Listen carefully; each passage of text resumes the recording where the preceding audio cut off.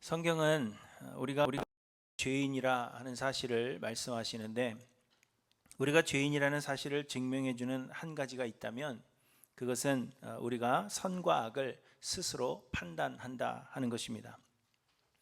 우리는 하루에도 수십 번 혹은 수백 번씩 이것은 선하고 이것은 악하다 그렇게 판단합니다.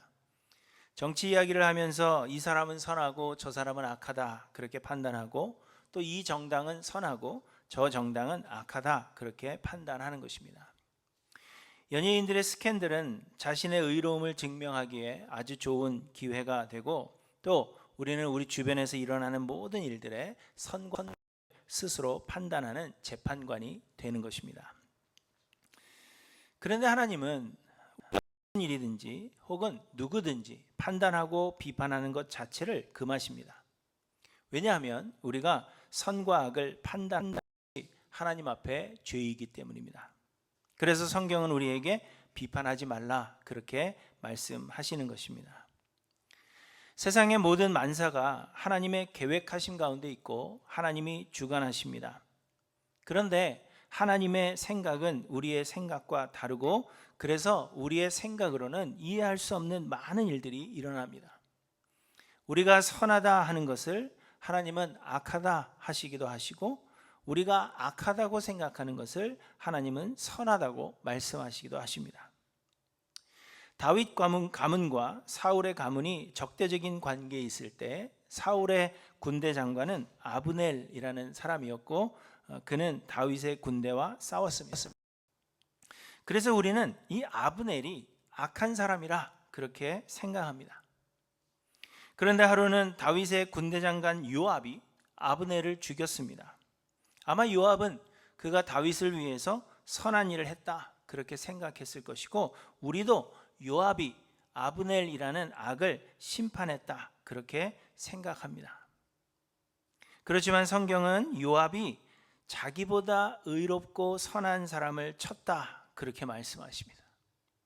곧 하나님께는 하나님의 사람 다윗에게 충성했던 요압보다 다윗의 대적 사울에게 충성했던 아브넬이 더 의롭고 선하다는 것은 가지고 있는 것입니다. 하나님은 또한 이스라엘을 벌하시기 위해 아수르를 사용하셨고, 또 유다를 벌하시기 위해 바벨론을 사용하셨습니다. 잠언 16장 4절에 보시면 여호와께서 온갖 것을 그 쓰임에 적당하게 지으셨나니 악인도 악한 날에 적당하게 하셨느니라 이렇게 말씀하십니다. 악을 사용하셔서 선을 벌하시는 것이 하나님의 계획이라는 것입니다. 하나님이 악을 사용하시기 위해 악한 날에 적당하게 만드셨다는 것입니다. 그러므로 여러분, 우리가 악을 비판하는 것도 결국 그 일을 허락하신 하나님을 비판하는 것이 되는 것입니다. 그렇기 때문에 우리는 무슨 일이든지 판단하는 것이 좋지 않다는 것을 말해주는 것입니다. 하나님의 천지를 창조하시고 아담과 하와를 에덴 동산에 놓으셨을 때 하나님은 아담에게 동산에 있는 모든 나무의 실과를 먹되 선악을 알게 하는 나무의 열매는 먹지 말라 하셨습니다. 그런데 아담은 이 선악과를 먹었고, 그로 인해서 죄가 세상에 들어오게 되었습니다. 그런데 여러분, 선악과가 무엇입니까? 말씀드린 대로 선악과는 선악을 알게 하는 나무의 열매입니다. 선과 악을 판단하게 된다는 것입니다. 그런데 선과 악을 정의하는 주체는 하나님 분이십니다. 곧 하나님께서 선하게 여기시는 것이 선한 것이고, 하나님께서 악하게 여기시는 것이 악한 것입니다. 하나님의 뜻하신 것이 선이고 하나님이 아닌 것이 곧 악입니다. 그런데 우리가 선악과를 먹었다 하는 것은 이제 선악을 정의하는 그 주체가 바로 나 자신이 된다는 것입니다. 나 스스로 이것은 선하고 이것은 악하다 판단하는 것으로, 이는 곧 내가 하나님과 같아지는 것입니다. 그래서 여러분, 사사시대에 무엇이 문제라고 성경이 말씀하고 있습니까? 그것은 사람들이 모두 자기의 소견에 옳은 대로 행하는 것이라고 말씀하십니다. 곧 스스로 선악을 판단하는 것이 그 시대의 문제였다는 것을 말씀하시는 것입니다. 그러므로 여러분, 우리는 선악을 판단하는 주체가 아님을 잊지 말아야 합니다. 선악은 오직 하나님이 정의하시고 판단하시며 세상의 모든 일은 하나님의 주권 아래 있음을 여러분 기억하시기 바랍니다. 그러므로 선악을 판단하기보다 우리의 생각을 내려놓고 하나님의 역사하심에 그저 순종하여 하나님은 그 놀라운 일들을 보고 찬양하는 우리 할렐루야 교회 모든 성도님들 되시기를 간절히 소망합니다. 바울은 우리의 구원이 전적인 하나님의 은혜임을 계속 설명해 왔습니다. 우리는 모두 죄인이기 때문에 선을 행할 능력이 없고 그래서 그 누구도 율법의 행위로 말미암아 구원에 이를 수 없다 말씀하셨습니다. 그래서 하나님은 은혜로 우리를 구원하시기로 계획하셨고 예수 그리스도를 보내사 십자가에서 우리를 대신하여 죽으심으로 말미암아 우리의 죄를 용서하신 것입니다. 그리고 성령을 보내사 예수 그리스도를 믿게 하시고 그 믿음을 우리의 의로 인정하사 우리를 구원하셨습니다. 그리고 성령이 우리 안에서 역사하여 우리로 성화를 이루어 가시고 가게 하시고 우리의 구원을 완성시켜 가시는 것이라 했습니다. 이 모든 것이 하나님의 은혜입니다. 그리고 하나님께서 구원 얻을 자들을 택하신 것은 창세전에 택하신 것으로 우리가 무슨 선이나 악을 행하기 훨씬 이전에 택하심을 따라되는 하나님의 뜻이 행위로 말미암지 않고 오직 부르시는 이로 말미암아 서게 하려 하심이라고 말씀하셨습니다. 곧 우리의 행위가 구원의 공로가 될 수 없으며 우리의 구원은 하나님이 선택하시는 그 순간에서부터 하나님의 조건 없는 은혜라는 것을 말씀하신 것입니다. 바울은 이 진리를 야곱과 에서를 통하여 설명하셨습니다. 야곱과 에서가 아직 태어나지도 않고 어머니 리브가의 태중에 있을 때부터 이미 하나님은 야곱을 사랑하시고 에서를 미워하셨다는 것입니다. 그건 나의 나됨은 우리의 공로로 된 것이 아니라 하나님이 우리를 택하시고 그렇게 만들어 가시는 것임을 우리에게 말씀하고 있는 것입니다. 그래서 대부분의 사람들은, 특별히 유대인들은 이러한 하나님이 옳지 않다 그렇게 생각한 것입니다. 오늘 본문 14절에 보시면 그런즉 우리가 무슨 말을 하리요 하나님께 불의가 있느냐 그럴 수 없느니라 이렇게 말씀하십니다. 하나님의 이 구원의 계획, 이 구원의 역사에 관하여 바울의 설명을 들은 유대인들이 만약 그러하다면 하나님께 불의가 있다, 곧 하나님의 이러한 구원의 계획은 태초부터 우리의 삶을 보지 않으시고 우리의 행위를 판단하지 않으시고 그냥 태초부터 막 택하시는 이러한 구원의 계획은 옳지 않다 그렇게 주장했다는 것입니다. 사람의 행위에 대하여 판단하지도 않고 사람들의 어떤 행위가 있기 이전에 구원의 결정을 미리 내려버리는 것이 사람들의 생각으로는 공평하지도 않고 옳지도 않다 그렇게 여겼다는 것입니다. 여러분들도 혹시 하나님의 이러한 구원이 옳지 않다 여러분 생각하지 않습니까? 많은 사람들이 사실은 그렇게 생각합니다. 하나님의 이러한 구원이라면 선한 사람이 구원을 얻지 못할 수도 있고 반대로 악인이 구원을 얻는 일이 있을 수 있다 그렇게 생각하는 것입니다. 선인이 구원을 얻지 못하는 것도 문제이지만 악인이 구원을 얻는다면 이는 있을 수 없는 일이요 하나님께 불의가 있다라고 여기는 것입니다. 여러분, 우리 마음속에 어떻게 저런 사람이 구원을 얻을 수가 있어 이렇게 생각되어지는 사람들 한둘은 다 우리 주변에 있지 않습니까? 그래서 하나님이 저런 사람을 구원하시는 것이라면 하나님은 불의하시다, 공평하지 않다 그렇게 생각한다는 것입니다. 그런데 여러분, 이것이 곧 우리가 하나님과 같이 되어서 선과 악을 스스로 구분하려고 하고 판단한다 우리의 죄성이라는 것을 말해주는 것입니다. 내 판단으로 저런 사람은 구원을 얻어서는 안 된다고 우리는 어떻게 이렇게 감히 하나님의 생각이 옳지 않다 그렇게 결론을 내려버리는 것입니다. 여러분, 우리는 이렇게 스스로 선과 악을 판단합니다. 그런데 여러분, 하나님이 구원 얻을 자들을 선택하시는 것은 전적으로 하나님의 마음이라는 것을 바울이 계속해서 주장하고 있는 것입니다. 본문 15절에도 보시면 모세에게 이르시되 내가 긍휼히 여길 자를 긍휼히 여기고 불쌍히 여길 자를 불쌍히 여기리라 하셨으니, 이렇게 말씀하고 있습니다. 이스라엘이 출애굽하여서 있을 때 이스라엘 백성들이 금송아지를 만들어 범죄한 후 하나님께서 모세에게 하신 말씀입니다. 이스라엘 백성들이 금송아지를 만들어 하나님께 범죄한 이후에 하나님은 진노하셨고, 하나님은 모세에게 네가 이스라엘 백성들을 이끌고 가나안으로 가라, 그렇게 말씀하셨습니다. 나는 가지 않겠다 말씀하시는 겁니다. 내가 천사를 보내서 다 일을 이루어 놓을 테니 너는 내 데리고 가라 하신 것입니다. 그런데 모세는 하나님이 함께 가지 않으시면 나는 가지 않겠다 버텼고, 하나님은 이스라엘과 함께 가시겠다고 약속하셨습니다. 모세는 그 증거로 하나님의 영광을 보여달라 그렇게 하나님을 들어주시면서 이 말씀을 하신 것입니다. 내가 긍휼히 여길 자를 긍휼히 여기고 불쌍히 여길 자를 불쌍히 여기리라. 여러분, 이 말이 가지는 의미가 무엇이겠습니까? 하나님께서 이스라엘과 함께 가시기로 하시는 것은 모세의 선함이나 혹은 모세의 요청 때문이 아니라 하나님의 주권적인 선택이라는 것입니다. 곧 하나님은 선을 행했기 때문에 선택하시거나 어떤 능력이나 가치가 있다고 해서 선택하시는 것이 아니라는 말입니다. 간단히 말해서 하나님은 원하는 자를 불쌍히 여기시고 하나님이 원하시는 자를 택하신다라는 의미입니다.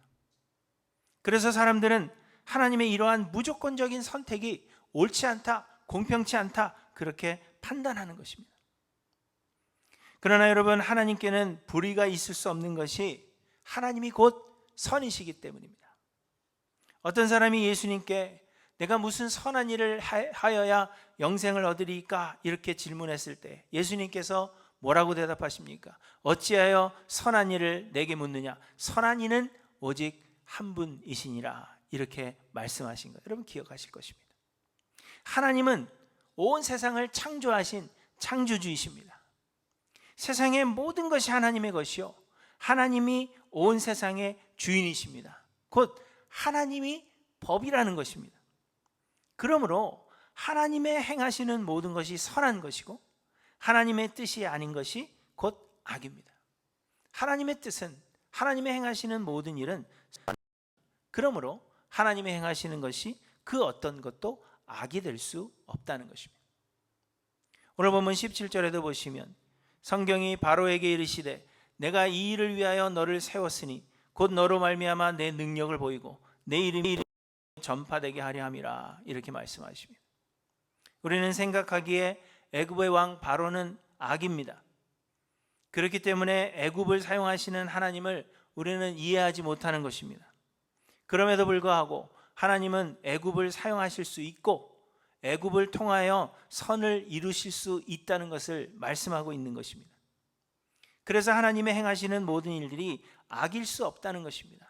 그렇기에 또한 하나님 마음대로 불쌍히 여길 자를 여기시고 하나님이 원하시는 자를 선택하시는 것도 결코 불의하지 않다는 것을 우리에게 말씀하고 있는 것입니다.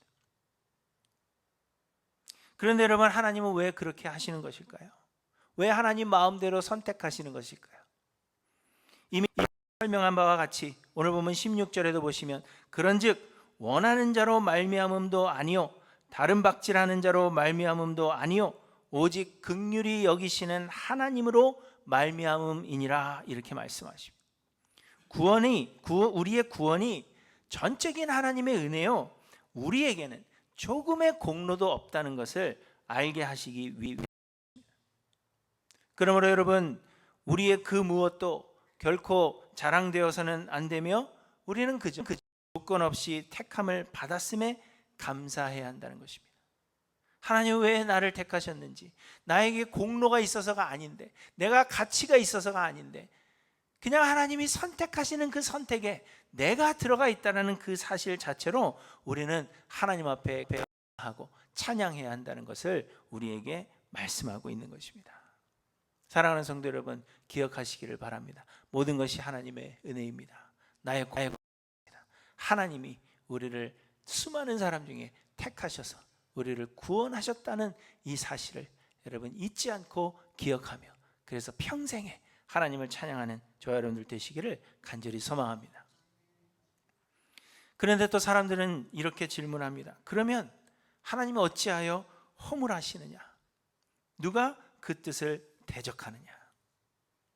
하나님께서 이미 창세전에 구원 얻을 자들을 예정하셨고 아무도 하나님의 그러한 뜻을 대적할 수가 없다면 왜 하나님이 우리의 죄를 정죄하시고 심판하시느냐는 것입니다.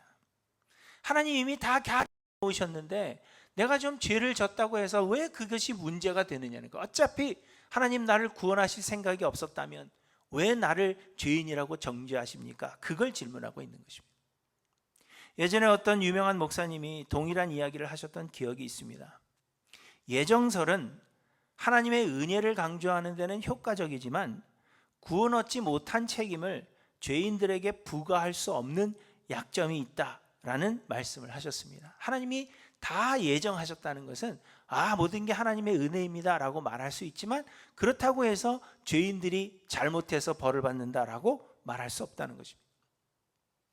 그래서 결국 우리의 구원은 하나님의 은혜가 아닌 우리의 행위에 대한 책임이라는 주장을 하신 것입니다. 오늘 본문에서 유대인들은 바로 이 점을 말하고 있는 것이요, 대부분의 사람들의 이 구원에 대한 예정설에 대한 생각이 바로 이런 것임을 말해주는 것입니다. 하나님이 미리 다 선택하셨다면, 하나님이 다 계획하셨다면 왜 우리의 죄를 정죄하시느냐는 것입니다. 그런데 바울은 이 질문에 역시 동일한 이야기, 곧 하나님은 모든 것을 하실 수 있고 모든 것이 하나님의 마음이며 하나님이 행하시는 모든 일이 선이라는 것입니다. 비록 그것이 우리의 생각과 다르고 우리가 이해할 수 없는 것이라고 해도 우리는 아무런 말을 할 수가 없다라고 이야기하는 것입니다. 하나님이 우리를 정죄하신다 하더라도 이것이 너의 잘못이다 라고 하셔도 우리는 거기에 아무 할 말이 없다는 것입니다. 왜냐하면 하나님은 온 세상의 주인이시오 우리는 하나님이 만드신 피조물에 불과하기 때문입니다. 그래서 본문 20절에 보시면 이 사람아 내가 누구이기에 감히 하나님께 반문하느냐? 지음을 받은 물건이 지은 자에게 어찌 나를 이같이 만들었느냐 말하겠느냐? 이렇게 말씀하시는 것입니다. 내가 구원 얻지 못하였다고 해서 구원을 베푸시는 하나님 앞에 왜 나를 구원 안 하십니까? 그렇게 말할 수 없다는 것입니다. 우리는 하나님의 결정과 하시는 일에 대하여 반문할 수 있는 자들이 아니라는 것입니다. 그래서 바울은 토기장이의 비유를 통하여 이것을 설명합니다. 21절부터 보시면 토기장이가 진흙 한 덩이로 하나는 귀 있을 그릇을 하나는 그릇을 만들 권한이 없느냐? 만일 하나님이 그의 진노를 보이시고 그의 능력을 알게 하시고자 멸하시기로 준비된 진노의 그릇을 오래 참으심으로 관용하시고 또한 영광 받기로 예비하신 바 긍휼의 그릇에 대하여 그 영광의 풍성함을 알게 하시고자 하셨을지라도 무슨 말을 하리요? 이렇게 말씀하십니다. 토기장이는 원하는 무엇이든지 권한이 있고 또한 만들어진 그릇을 원하는 대로 사용할 권한이 있다는 것입니다. 그래서 하나님이 깨뜨려 버리기로 하신 그 그릇을 오래 참음으로 안 깨뜨려 버리신다고 해도 우리는 거기에 할 말이 없고 혹 하나님께서 영광스럽게 쓰시고자 계획하신 그 그릇을 하나님의 더 큰 영광을 보이시고자 진노를 당하게 하시고 고난을 당하게 하셔도 우리는 거기에 아무런 말을 할 수가 없다는 것입니다. 토기장이는 깨뜨려 버려야 할 그릇을 깨뜨리지 않고 사용할 권한도 있고 멀쩡한 그릇을 깨뜨려 버릴 권한도 토기장이에게 있다는 것입니다. 그리고 진흙은 토기장이의 그 결정에 아무런 말을 할 수가 없는 것입니다. 마찬가지로 하나님은 토기장이시며 우리는 진흙입니다. 하나님이 누구를 원하시며 누구를 구원하지 않으시든지 그것은 하나님의 마음이라는 것입니다. 여러분 집에 많은 그릇이 있어도 한 번도 사용하지 않은 그릇이 여러분 있지 않습니까? 이가 나간 것도 아니고 더러운 것도 아니더라도 그냥 마음에 들지 않는 그릇이 있습니다. 그래서 그 그릇은 버려질 수 있는 거예요. 여자들은 옷장에 옷이 가득해도 매일 입을 것이 없어요. 그렇죠? 지난주에 사왔는데도 분명히 오늘 입을 게 없다 이야기를 합니다. 옷이 아무리 많아도 주인이 원하지 않으면 버려질 수 있는 것입니다. 그래서 역으로 구원은 이미 태초에 결정되어 죄인은 선을 행할 수 없는 그러한 운명임에도 불구하고 하나님이 죄인 허물하시면 이 역시도 하나님의 마음으로 우리는 아무런 말도 할 수 없다는 것입니다. 나를 지으신 이가 너는 죄인이다, 그래서 영벌을 받아야 한다, 그렇게 말씀하시면 우리는 죄인이라는 것입니다. 우리가 아무 말도 할 수 없다는 것을 오늘 본문이 우리에게 말씀하고 있는 것입니다. 그런데 여러분, 결코 죄가 없지 않습니다. 본문 29절에 보시면 또한 이사야가 미리 말한 바 만일 만군의 주께서 우리에게 씨를 남겨두지 아니하셨더라면 우리가 소돔과 같이 되고 고모라와 같이 같았음이로다 함과 같으니라, 이렇게 말씀하십니다. 소돔과 고모라가 어떻게 되었는지 여러분 설명하지 않아도 잘 아실 것입니다. 소돔과 고모라는 하나님께 범죄함으로 인하여서 하나님께서 유황방 멸하셨습니다. 소돔과 고모라를 멸하시기 전 하나님은 하나님이 하시는 일을 하나님의 종 아브라함에게 숨기기를 원치 않으셨습니다. 그래서 아브라함에게 말씀하셨고, 아브라함은 소돔과 고모라에 대한 하나님의 계획을 들은 뒤에 하나님께 기도합니다. 주께서 의인을 악인과 함께 멸하려 하시나이까? 그 성중에 의인 50명이 있을지라도 주께서 그곳을 멸하시고 그 50의인을 위하여 용서하지 아니하시리까? 그러자 하나님은 의인 50을 찾으면 내가 그 의인 50으로 인하여 이 도시를 멸하지 아니하리라 말씀하셨습니다. 아브라함은 그 후에 45명, 좀 자신이 없었겠죠? 45명, 그 후에 30명, 그리고 10명의 의인을 찾으면 그 10명으로 인하여 온 도시를 멸하지 아니하시겠다라는 약속을 받아냅니다. 그러나 여러분, 결론적으로 아브라함은 소돔과 고모라 땅에서 그 많은 사람들이 있는 가운데 10명의 의인을 찾을 수가 없었고, 소돔과 고모라는 하늘에서 유황불이 떨어져 멸망하게 되었습니다. 여러분, 이것이 무엇을 말해주는 것입니까? 곧 의인은 없나니 한 사람도 없다는 것입니다. 아브라함은 소돔과 고모라 땅에 의인 10명을 찾았으나 찾을 수 없었습니다. 만약 하나님이 한 사람만 찾아도 구원하겠다 말씀하셨어도 아마 아브라함은 찾을 수 없었을 것입니다. 그곳에 살던 롯이 구원을 얻은 것은 그가 의인이었기 때문이 아니라 하나님의 은혜였습니다. 그런데 하나님께서 우리에게 씨를 남겨두지 아니하셨더라면, 곧 남겨두지 아니하셨더라면, 은혜를 베풀지 아니하셨더라면 우리가 소돔과 같이 되고 고모라와 같았으리라 하는 말은 우리는 본래 모두 죄인인지라 소돔과 고모라 같이 하나님의 심판을 받는 것이 마땅하다는 것입니다. 곧 우리가 모두 죄인이라는 사실을 우리에게 말씀하시는 것입니다. 여러분, 우리는 모두 죄인들입니다. 모든 사람이 죄를 범하였음에 하나님의 영광에 이르지 못한다라고 하셨습니다. 그러나 하나님은 구원하실 자들을 택하시는데 창세전에 예정하시는 것입니다. 이렇게 하신 이유는 우리가 어떤 선이나 악을 행하기 이전에 우리를 택하사 우리의 구원이 우리의 공로로 되는 것이 아니요 전적인 하나님의 은혜임을 알게 하시기 위함이라는 것입니다. 그런데 사람들은 우리가 모두 죄인이라는 이 사실을 망각하는 것입니다. 우리가 이미 하나님의 심판을 받았고 그래서 사망의 바다 가운데 빠져 표류하고 있었다는 사실을 사람들은 생각하지 않는 것입니다. 하나님이 우리를 내버려 두시면 원래 우리는 모두 죽음, 곧 영원한 형벌을 받게 되어 있었다는 것입니다. 원래 우리는 이미 심판을 받은 존재들입니다.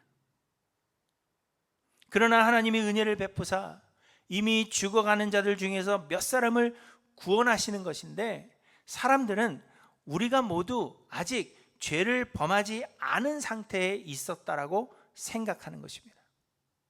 그런데 하나님이 구원하실 자들을 미리 선택하셨다고 생각합니다. 그래서 예정받지 못한 자들은 아무리 선을 행해도 구원을 얻지 못하는 것이 예정설이라고 그렇게 잘못 생각하는 것입니다.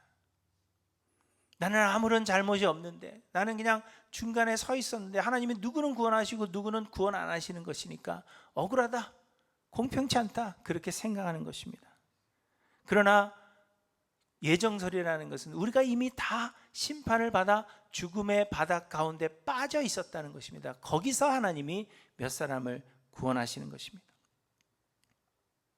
하나님이 사람들의 행위를 판단하지 않으시고 구원하실 자들을 선택하시는 것이 사람들은 결코 공평하지 않다 그렇게 생각합니다. 그래서 예정설은 하나님의 은혜를 강조하는 데는 유익하나 형벌에 대한 책임이 죄인들에게 있지 않다 그렇게 생각하기에 이르는 것입니다. 그러나 여러분, 실상은 우리가 이미 하나님의 영원한 형벌을 받기로 결정되어진 죄인들이라는 것입니다. 하나님께서 우리에게 은혜를 베풀지 아니하시면 우리는 모두 소돔과 같이, 그리고 고모라와 같이 진멸되었을 것이고 차갑고 깊은 바다에 빠져 죽을 운명이었다는 것입니다. 그런데 하나님이 그 중에 몇을 구원하시기로 계획하신 것입니다. 이는 우리의 공로나 자격으로 인하여 우리가 얻은 것이 아니라 하나님께서 선물입니다. 그러므로 여러분, 택함을 입은 자들에게는 이것이 은혜요, 택함을 입지 못한 자들은 그저 죄인들이 받을 것을, 마땅히 받을 것을 받는 것임을 우리에게 말씀해 주는 것입니다.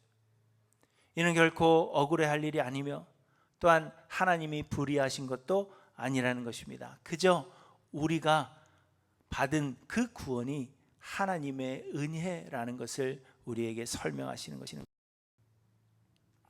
여러분, 이처럼 구원은 은혜이며 신비로운 것입니다.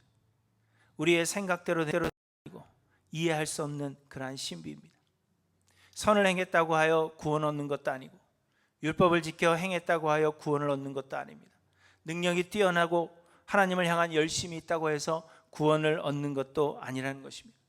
구원의 선택은 전적으로 하나님의 마음이며 우리는 왜 그렇게 하셨는지 질문조차 할 자격이 없는 자들입니다. 우리가 하늘나라에서 놀라게 될 것은 구원 얻지 못할 것이라 생각했던 사람이 거기에 있고 반드시 구원 얻을 것이라고 확신하던 사람이 그 자리에 없을 수도 있다는 것입니다. 그래도 우리는 하나님 왜 그렇게 하셨는지 아무 말을 할 수 없는 것입니다. 그러므로 여러분, 우리는 섣불리 판단하기를 그쳐야 할 것입니다. 유대인들은 이방인들이 구원 얻는 것을 이해하지 못했습니다. 구원은 오직 아브라함의 자손인 자신들만 그렇게 생각했기 때문입니다. 그래서 그들은 이방인들에게 적잖은 부담을 지운 것입니다. 너희가 구원을 얻으려면 할례를 받아야 하고 유대인들의 율법의 조항을 지켜야 한다 그렇게 주장했습니다. 그래서 바울은 오늘 본문에서 구원의 신비를 설명하고 있는 것입니다. 구원은 오직 하나님의 계획이요 은혜임을 설명하므로 유대인들에게는 겸손을, 이방인들에게는 감사와 찬양을 드리기를 권고하고 있는 것입니다. 여러분, 하나님은 의인을 구원하시는 것이 아니라 죄인을 구원하신다는 사실을 잊지 않고 기억하시기를 바랍니다. 선인을 위해 죽는 자가 간혹 있을 수 있지만 죄인을 위해 생명을 버리는 것은 설명할 수 없는 신비로운 것입니다. 그러므로 하나님이 나 같은 죄인을 구원하신 것은 인간의 생각으로는 이해할 수 없는 신비가 아닐 수 없습니다. 그러므로 여러분, 하나님이 형편없는 사람을 구원하신들 우리가 무슨 말을 할 수 있겠습니까? 다만 하나님이 나 같은 죄인을 구원하신 것에 대하여 우리가 감사하며 하나님의 은혜를 찬양하시는 저와 여러분들 되시기를 간절히 소망합니다. 그리고 더 많은 영혼들이 하나님을 찬양하고 영광 돌리기를 소망하며 아직 은혜 받지 못한 영혼들을 위해 기도하고 복음을 전하시기 바랍니다. 구원의 은혜를 베푸시는 하나님 앞에 겸손하며 이 구원의 신비를 우리가 소망이 없는 이 시대에 위로가 하일랜드 교회 모든 성도님들 되시기를 주님의 이름으로 간절히 축원합니다. 자리에서 일어나셔서 우리 찬송